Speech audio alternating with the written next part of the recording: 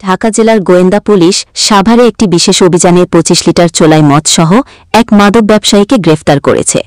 রোববার বিকালে সাভার মডেল থানার ভাকুরদার আউয়াল মার্কেট এলাকা থেকে উত্তর বাহিরচর এলাকার মৃত আলী আহমেদের ছেলে মোহাম্মদ আবুল কাশেমকে আটক করা হয়। ঢাকা জেলা ডিবির উত্তর বিভাগের অফিসার ইনচার্জ মোহাম্মদ জালাল উদ্দিনের নেতৃত্বে এসআই কাজী কামাল মিয়া এবং সঙ্গীয় ফোর্স এই অভিযানটি পরিচালনা করেন। ঢাকা জেলার পুলিশ সুপার মোহাম্মদ আনিসুজ্জামান পিপিএমের নির্দেশনায় এই বিশেষ অভিযান চালানো হয়েছিল। পুলিশ জানিয়েছে, গ্রেফতার হওয়া আবুল কাশেমের বিরুদ্ধে কেরানীগঞ্জ ও সাভার থানায় একাধিক মামলা রয়েছে।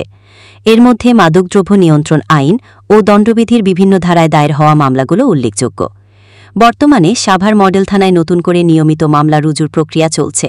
ঢাকা জেলার অভিভাবক পুলিশ সুপার জনাব আনিসুজ্জামান পিপিএম স্যারের নির্দেশনায় ঢাকা জেলা ডিবি উত্তর প্রতিনিয়তই বিশেষ অভিযান পরিচালনা করে এবং স্যারের নির্দেশনা হচ্ছে যে মাদকে জিরো টলারেন্স আসতে হবে। তার ধারাবাহিকতায় আমরা আমাদের টিম প্রতিনিয়তই বিশেষ অভিযান পরিচালনা করি এবং বিশেষ অভিযান পরিচালনা করাকালীন সময় গতকালকে আশুলিয়া থেকে 2 জন মাদক ব্যবসায়ী যাদের কাছ থেকে 2 কেজি গাঁজা উদ্ধার করা হয়েছে এবং অপর প্রান্তে আমাদের আরেকটি টিম সাভার অভিযান চালিয়ে একজন ব্যক্তিকে 25 লিটার বাংলা মদ সহ গ্রেফতার করতে সক্ষম হয়েছে।